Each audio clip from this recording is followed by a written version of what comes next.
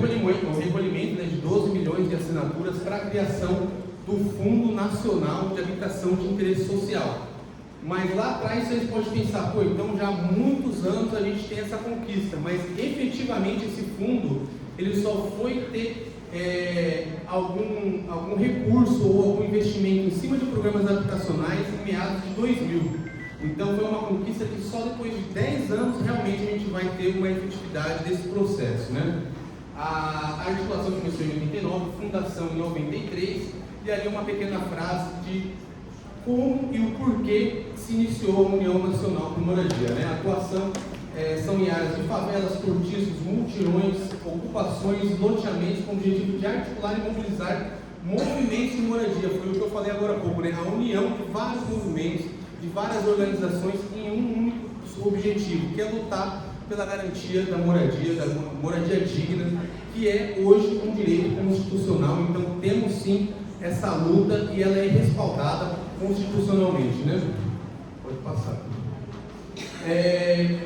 Antes de eu começar esse slide, eu quero que vocês vão analisando aquela imagem que tem ali. São dois empreendimentos, um empreendimento privado e um empreendimento promovido em autogestão pela União por Moradia Popular. Esse empreendimento é o Alex Jafé, lá em São Paulo. Foram 1.100 moradias construídas. São mais de 30 anos de história, né? Como eu falei anteriormente, presente em 23 estados, dos 27 estados da federação. Então, somos um dos maiores movimentos, então por isso tem essa abrangência. Participação na CELVIP, que é a Secretaria Latino-Americana de La Vivenda Popular. Então estamos presentes também nos países da América Latina. Eu fiz algumas visitas ao longo desse ano em algumas cidades, e muitas pessoas a gente acaba conversando e o pessoal imagina que a União está ali isolada naquele município ou isolada naquele bairro, mas você chega com essa informação, onde a União se encontra tanto em todo o Brasil como nos países da América Latina. Isso acaba vislumbrando, abrindo mais a visão das famílias, né, das pessoas que estão nessa luta, e enxergam que não estão só. Vai dando um gás para essa pessoa. Então realmente a União ela é muito articulada e se encontra em muitos países aqui na América Latina. Viabilizamos mais de 800 milhões em autogestão, em empreendimentos habitacionais, através de programas federais, estaduais e municipais, né? Então é uma quantia muito significativa, onde você acaba dando o protagonismo de volta para a sociedade nos gastos do orçamento público, onde só prefeitos, vereadores, deputados acabam tendo essa demanda, entregue na mão da sociedade, das organizações, para elas dizerem aonde e de que maneira e quanto é melhor gastar o seu orçamento, né? Nada mais justo. E nesse total, mais de 13 mil unidades habitacionais em regime de autogestão no Brasil. A União já esteve à frente nesse protagonismo. E voltando para a foto que eu falei para vocês analisarem, né, eu imagino quais dos dois empreendimentos ali vocês acham que foram uma empresa privada, uma construtora aí que diz que constrói com qualidade, com vasta experiência, e qual seria o empreendimento do movimento, um movimento que às vezes é condenado por não ter ali aquela capacidade física de não ser um engenheiro, de não ser um grande empresário que está à frente.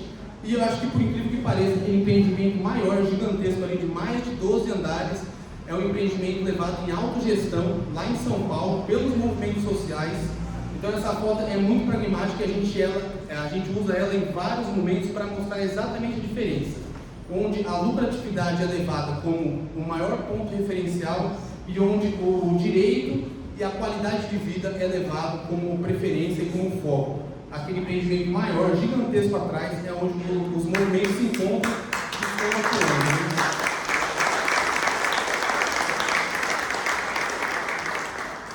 A gente pode ver por que tem essa diferença. Eu vou falar um pouco mais rápido em cima desses 800 milhões. Hoje, uma construtora que ela vai fazer um empreendimento, ela tem no mínimo 20% de BDI, que é bonificações diretas, lucratividade direta. Então, se você coloca ali um valor de 20% em cima desses 800 milhões, quer dizer que se esse valor tivesse sido entregado por uma construtora, 160 milhões tinha ido para o bolso de um grande empresário, para o bolso de uma grande empreiteira, e não sendo direcionado para a construção de mais moradias. Então esse é o ponto principal que a autogestão faz diferença na hora da viabilidade habitacional. É onde a gente vê que no preço de um apartamento, as associações, os movimentos organizados constroem dois, né? A gente vai se aprofundar ao longo da autogestão, isso é só para dar aquele ano o pessoal ficar animado em saber que, nossa, a autogestão realmente é uma solução muito viável e muito facilitadora do processo, né? A União Estadual por Moradia Popular foi articulada em 97 e fundada em 97, né? E sua missão aqui no Paraná é diminuir o déficit habitacional do Estado do Paraná através da luta e da conquista dos direitos e da desburocratização do acesso à habitação. Por que a desburocratização? Hoje a gente tem um programa aqui no Estado que é para moradia popular, moradia de habitação de interesse social, e a burocracia para as famílias de baixa renda terem acesso praticamente é gigantesca. Famílias de baixa renda hoje não têm acesso a esse programa estadual, então esse é um dos principais empecilhos que às vezes os grandes representantes aí dos nossos estados e municípios falam que tem esse programa, que tem alguma viabilidade habitacional, e na verdade na hora que você vai analisar, são para poucos o acesso dessa moradia, né? E não é isso que a gente luta, não é isso que a gente quer. Aqui são algumas das conquistas da União por Moradia Popular aqui do Paraná, né? A gente está inserido em vários conselhos muito importantes aqui no estado, como Concidades, vários conselhos municipais, onde a gente tem associações de base nossas, que são concentrados, né? A União Estadual, daqueles 800 milhões que eu falei atrás, 60 milhões foram só aqui no Paraná, viabilizando mais de 1.500 unidades habitacionais em autogestão, né? Aqui é um pequeno exemplo, a gente vai ter aqui mais à frente a Neuza Fioco, que vai apresentar também um empreendimento de autogestão aqui em Cornélio, que foi num volume muito mais expressivo que esse, mas aqui a gente pode mostrar que foram construídas 23 unidades em meados de 2017, com R$49 mil, coisas que assim, na mão de uma construtora ou qualquer outra empreiteira que estaria à frente, essas famílias estariam até hoje sem habitação, porque essa construção foi em Prado Ferreira, uma cidade fora do eixo comercial, fora totalmente de linha de qualquer eixo de produção. Então o custo é elevadíssimo de construção. Então, se não é um movimento social organizado num município desse, a habitação de interesse social não ia ser viabilizado nunca. São 48,6 metros quadrados de habitação, sistema de aquecimento solar para 300 litros, tecnologia de steel frame nos telhados, todas as unidades habitacionais adaptáveis e banheiros de 2x2 gigantescos. A gente entra em apartamentos aí que hoje são vendidos a 200, em casas vendidas a mais de R$200 mil, e você não tem essa qualidade que o movimento construiu lá atrás, com um investimento mínimo de R$49 mil por unidade habitacional. Próximo. As primeiras ideias de autogestão, né? Da onde que vieram esse tema de autogestão, da onde que veio esse pensamento, né? Foi um processo bem antigo. Eu falei lá no começo que a articulação da União Nacional foi em 89, mas a autogestão na habitação é um processo bem antigo e nem foi no Brasil que começou, né? É um processo da década de 70 e 80, que foi fruto de grandes ocupações de terras, organizações de movimentos de favelas, cortiços e iniciativas pilotos da produção de moradia, populares, ONGs, igrejas, que lá atrás tiveram essa iniciativa da autogestão, por já verem e vislumbrarem essa dificuldade que o sistema comercial, que visa a moradia como um bem de venda e não como um bem social, já estava mostrando desde o início, né? Próximo isso. Aqui são duas grandes referências aqui na América Latina, além da União, que a União é filiada, a CELVIP, né? É a FUCVAM, que é a Federação Uruguaia de Cooperativas de Moradia e Ajuda Mútua. A autogestão teve seu início intrínseco dentro da FUCVAM e dentro da CELVIP, né? A CELVIP, como eu falei, é a Secretaria Latino-Americana de Moradia e Habitat Popular.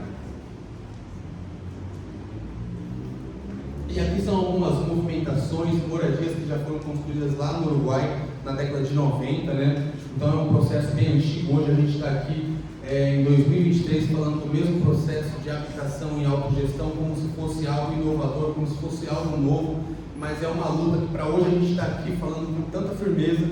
Há mais de 50 anos atrás já tinha gente lutando por essa bandeira e lutando por esse direito à moradia, né? Até antes mesmo de ser um direito garantido na Constituição.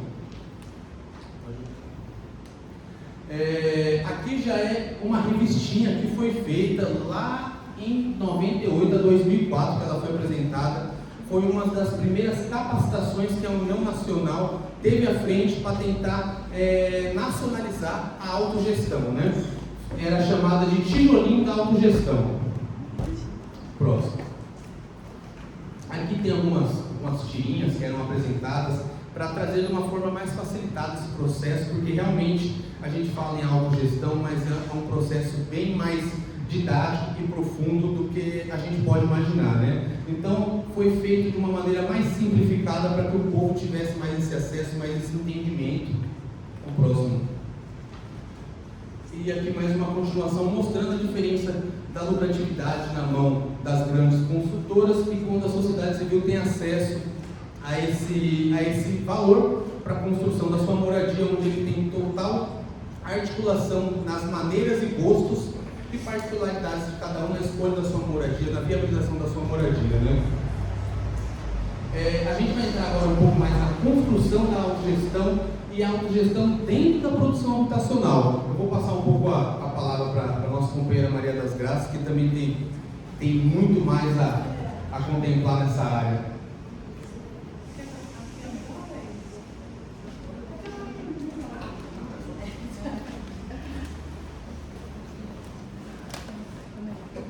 Boa tarde a todos. Tá todo mundo acordado? Tá mesmo? Então tá. Então, quem nasceu primeiro? O ovo ou a galinha? Diante do esposo aqui. E quem pôs o ovo? Então. É só para vocês pensar, né? Então, assim, gente, quando a gente fala de construção na autogestão, logo se entende de uma edificação, um monte de gente fazendo um monte de coisa, um monte de gente fazendo qualquer coisa, um monte de gente fazendo empreendimento que a sacada vai cair. E não é isso, né? A gente entende que a autogestão é construção também de pessoas. A edificação é só uma mera edificação. E, claro, tomando todos os cuidados de uma edificação, tá? Seguindo todas as leis. A gente fala de autogestão porque a gente envolve o povo, porque o povo vem primeiro, para depois vir todas as outras coisas, correto? A gente fala de autogestão com segurança, o empoderamento das pessoas quando elas se sentem dona antes mesmo de ter. Considerando que todas as nossas buscas é pelo sim, porque o não a gente já tem, e aí quando você coloca a pessoa na figura de que você já é pertencente de algo que você nem tem, e aí você tem que conquistar para tê-lo, então é coisa muito diferente do que simplesmente dizer eu estou na autogestão, do entendimento, do ponto de vista do que se... Tem muita gente pregando aí a autogestão, falando de autogestão, mas sem aplicar de fato o sentido da autogestão. A autogestão não é só a diminuição não é só para diminuir o déficit habitacional, e sim para diminuir a violência contra a pessoa humana. Também, isso é autogestão. E quando a gente fala de valores, o Júnior já colocou aqui, não vou ser repetitivo, mas os valores, sem contar isso, né? Que de cada 100 casas construídas, né? De cada 1 milhão de casas construídas, o movimento constrói média de 30% a 40% a mais. O déficit habitacional hoje no nosso país, e aqui no Paraná, no nosso país está 7 milhões, o nosso déficit habitacional. No Paraná chega a 511 mil, é meio bilhão o nosso déficit habitacional. Fonte segura, né? Não é a Maria das Graças que está dizendo. Então, assim, se eu tenho programas, se eu tenho um projeto, e aí deixar bem claro que isso não pode ser tratado descoladamente da política. Há de quem diga que a gente tem que tratar as ações descoladas da política. O que não pode ser é politicagem. Mas a gente tem que cobrar sim e fazer as articulações políticas. Inclusive, o que foi colocado aqui hoje, para quem está com revista, está aqui, ó. Toda essa conquista, aqui nessa revistinha amarela, né, quem já pegou, o que foi falado aqui com relação ao vídeo, né, que antecedeu aqui, está falando aqui. Está falando falando aqui, não vou ler para vocês, né, obviamente, mas aqui está falando que tudo que conseguimos foi com conquista, de luta. Luta de quem? Do povo. É luta do povo. E o que esse povo estava fazendo, né, nessas reivindicações? Não era uma política? Era uma política. Então, não tem que descolar as ações da política. O que não pode ser é política partidária ou politicagem. No entendimento, né, que o mutirão a organização, a administração, né, também das vozes, né, porque você tem que ter a compreensão do que se quer, do que você administra, do que você vai colocar na sua edificação, do que você vai comprar para o seu empreendimento. Cuidar do dinheiro público é também compromisso com a política. Pode passar. Com isso, eu já falei, né, o que é autogestão. Empreitada global. Alguém sabe a diferença da autogestão para a empreitada global? O que é empreitada global? Empreitada global é você pegar todo o recurso. Inclusive a gente fala de barriga de aluguel, né? Que é aquela entidade que pega recurso público e passa para uma conjuntura. Então, quando a gente está fazendo isso, a gente está fazendo o quê? Devolvendo ou dando de mão beijada, ou nem sei que palavra usar, para que a empresa assalte o nosso povo. Você faz todo um trabalho. Ó, vai passar o vídeo hoje? Você faz todo um trabalho com a comunidade. Você busca o recurso, você discutiu a política lá na base, e aí você, quando vem o dinheiro, você passa para uma conjuntura fazer de qualquer jeito. Depois a senhora vai mostrar falar um pouco do que é esse trabalho de autogestão. A família decide, a família ajuda a construir o projeto, a família ela tem o poder de dizer que eu quero comprar uma porta melhor para a minha moradia. Quem foi no nosso empreendimento sabe, né, o valor que isso tem, pode ser irrisório, mas é um valor que não é só financeiro, mas moral e legal. De alguém poder dizer assim, eu vou escolher aquele apartamento para morar, porque eu tenho pontuação de participação. E não é um sorteio, é muito diferente. É muito diferente de sorteio. Então, eu falei dos barrigas de aluguel porque é isso que está acontecendo. Nós estamos agora num período, e tudo isso que foi passado aqui, vivendo num período, acho que, de retomada das ações, de retomada, de construir de novo aquilo que foi destruído no período de 6 anos. Mas agora nós temos o protagonismo da história.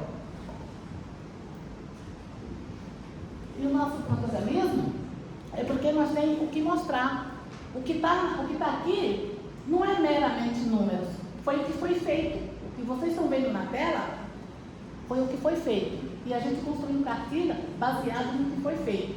Você imagine, né, um empreendimento em autogestão, um prédio de 12, 13, 15 andares, com cobertura, com sacada, construído lá atrás, estava R$80 mil. Né? E as entidades, elas têm a prerrogativa e o poder, enquanto que a maioria das construtoras pararam suas obras no período, né, de insustentabilidade financeira e política, as entidades conseguiam segurar do seu jeito, quem sabe, vendendo uma trufa, vendendo uma camiseta. Tem uma casinha que a gente trouxe que estava por aí, é assim que a gente trabalha. A gente chega com uma casinha e diz assim, olha, essa casinha está precisando de, sei lá, R$100 para comprar alguma coisa para levar para a comunidade. E é assim, mas não poderia ser assim, deveria ser diferente, né? Diante de tudo que a gente faz, porque os políticos, as pessoas que estão lá na base, vereadores, prefeitos, governadores, jamais sabem que a construção do Minha Casa Minha Vida, a construção do Classe Solidário, a construção de levar a assinatura do Fundo Nacional de Habitação no carrinho de mão, que tinha o nosso envolvimento e que eles são beneficiados. Eu não quero nem muito, a gente coloca aqui para vocês olhando, mas eu quero falar daquilo que está aqui, que eu não preciso escrever. E o que a doutora Clay passou aqui, é real. Por que aconteceu hoje, está diferente? Porque a gente gritou, a gente lutou. E aí, qual que é? A gente vai continuar gritando e dizendo, aceitando o não deles? Não, porque assim, quem paga o salário de todos somos nós. E nada mais justo do que a devolução que venha para a aplicação de qualquer benefício para a sociedade, que seja investido na sociedade. Que seja investido para a sociedade. E por isso que a sociedade ela tem que coordenar, administrar esse recurso. Nada mais justo que isso. Então, quando a gente fala assim, vai vir na Minha Casa Minha Vida um subsídio. Ok. O Júnior falou aqui de desburocratizar o sistema. Ok. Porque não basta só falar de renda. Não basta só eu dizer, olha, você que ganha até 5, salário até 2, salário até 3, salário menos, você pode sim se inscrever no Casa Verde e Amarelo, no Casa Fácil, sei lá que nome bonitinho se dá. Tá, e aí o acesso, se eu comprei uma geladeira e não paguei, como é que eu faço, minha gente? Me diga. Entende? Então, assim, desburocratizar o sistema, já que está na Constituição e que é um direito constituído e que está aqui, ó, eu digo, né, aqui na minha camiseta está dizendo o quê? Que a moradia é a porta de entrada para todos os direitos. Então, quando eu moro, quando eu não tenho que me preocupar de levar o alimento, para deixar de comprar meu alimento para pagar uma conta, para pagar um aluguel, eu vou viver melhor. Ainda mais quando a gente fala daí de mais de 85% de mães solos que está dentro dos empreendimentos. Falei do déficit habitacional aqui, esqueci de dizer que 85% desse déficit é famílias de baixa renda, sim. E tem alguma coisa para a família de baixa renda? O que é que pode se fazer? Como é que fica os invisíveis? Igual a nós, falando para nós mesmos, ou não falando, ou sem voz? Entendes? Então é isso que a gente tem que prestar atenção. Falar de autogestão, nós estamos falando disso. Famílias, liderança junto à família, movimento constituído, que tem a prerrogativa e o protagonismo de buscar, propor, construir, executar, administrar. Esses são os poderes. Nós chegamos em algum lugar, em alguma prefeitura esse tempo, e a prefeitura queria mandar um negócio, um tribunal de contas, não sei o quê, para saber se o tribunal liberava ou se nós éramos capazes de construir ou de pegar qualquer tipo de recurso. Então, assim, é falta de informação, e aí, assim, a gente sempre, brincadeira, às vezes, ouvir, né, tanta barbaridade, mas assim, o Júnior, a gente tomou, assim, uma liberdade de dizer o seguinte: de hoje em diante, a gente não senta mais na frente do prefeito ou de ninguém para falar de moradia e dizer que nós temos, sim, a condição e podemos administrar tantos milhões que for necessário administrar, sem carregar embaixo do braço a lei que nos permite, entendeu? E de tudo que a gente faz. Então, assim, né, gente, para não se estender, a gente tem que, é isso aí, ó, trabalhar em autogestão, com participação, né, principalmente que 85% das mulheres. A gente fala diminuir a violência doméstica, a gente fala de diminuição de violência de qualquer forma para as mulheres, com as mulheres, né? Porque quando nós estamos lá na obra, e aí que os homens, né, eles podem estar para os ouvidos, para nos escutar, mas assim, quando a gente está na obra, o coletivo de mulheres, essas mulheres, elas criam força, elas começam a contar uma para as outras: olha, meu marido fez isso. E não é só violência doméstica através do marido, né? Tem outros tipos de violência, entendeu?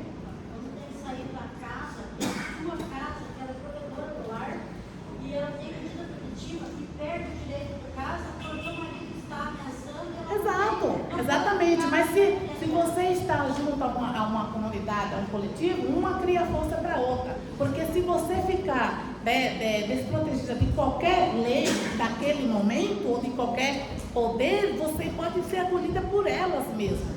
Dentro de um empreendimento, quando se contrata, para vocês terem ideia, a primeira coisa que a gente faz é uma casa de acolhimento, né, que aqui é onde vai formar, capacitar. Então, eu penso assim, que já é dito, eu não trouxe hoje, mas a gente tem uma cartilha Mulher e Moradia, que é para dizer que as mulheres, sim, né, ela está fortalecida, ela tem que ser forte, ela não precisar, a partir daí, pedir para o marido a cada momento: você pode trocar essa lâmpada para mim? Eu não preciso disso. O carro estourou, precisa chamar alguém? Não, eu sei fazer. E sabemos E sabemos fazer calçada. Nós sabemos fazer uma calçada. E isso, minha gente, é autonomia, isso é autogestão, isso é vivência em comunidade, isso é tudo que as pessoas não imaginam. A gente não escolhe o lugar de morar quando estamos em comunidade construindo em autogestão. A gente escolhe os nossos vizinhos. E quando você vive em comunidade, eu sei que a Nayara gosta de tocar guitarra e vai chegar tarde em casa e vai me incomodar o meu sono. Então eu não vou querer morar do lado da Nayara, nem, entendeu? Vou ficar longe da Nayara. Então, quando a gente faz esse tipo de convivência, você sabe, a probabilidade de inadimplência é menor e quase não tem no caso de empreendimento. A probabilidade de acontecer